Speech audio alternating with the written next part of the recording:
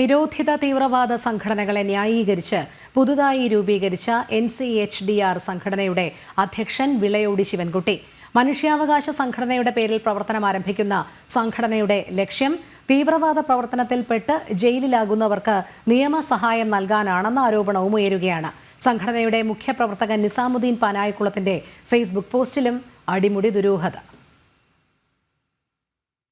മനുഷ്യാവകാശ സംഘടന എന്ന പേരിൽ രൂപീകരിച്ച national confederation for human dignity and rights എന്ന സംഘടനയിൽ നിരോധിത തീവ്രവാദ സംഘടനയിൽ ഉൾപ്പെട്ട പലരുമുണ്ട് എന്ന ആരോപണം ശക്തമാവുകയാണ്. ഇതിനിടയിലാണ് തീവ്രവാദ സംഘടന സിമി, പോപ്പുലർ ഫ്രണ്ട് എന്നിവയൊക്കെ നിരോധിച്ചത് ശരിയായില്ലെന്ന് പറഞ്ഞുകൊണ്ട് പുതിയ സംഘടനയുടെ അധ്യക്ഷനും പഴയ നക്സലേറ്റുമായിരുന്ന വിളയോടി ശിവൻകുട്ടി തന്നെ രംഗത്തെത്തിയത്. നിരോധിത സംഘടന എന്ന് പറയുന്ന സിമി നിരോധിച്ചിട്ടുണ്ട്, പോപ്പുലർ ഫ്രണ്ട് നിരോധിച്ചിട്ടുണ്ട്, മാവോയിസ്റ്റ് പ്രസ്ഥാനത്തെ നിരോധിച്ചിട്ടുണ്ട്, മനുഷ്യാവകാശ സംഘടനകളെ പോലും നിരോധിച്ചിട്ടുണ്ട്.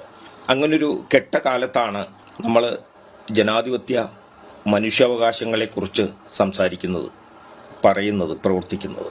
ഇതിൽ പങ്കെടുത്ത സംഘടനയിലെ മറ്റൊരു പ്രവർത്തകൻ നിസാമുദ്ദീൻ പാനായിയാണ്. ഇയാളുടെ നവമാധ്യമങ്ങളിലെ പോസ്റ്റിലുമുണ്ട് അടിമുടി ദുരൂഹത.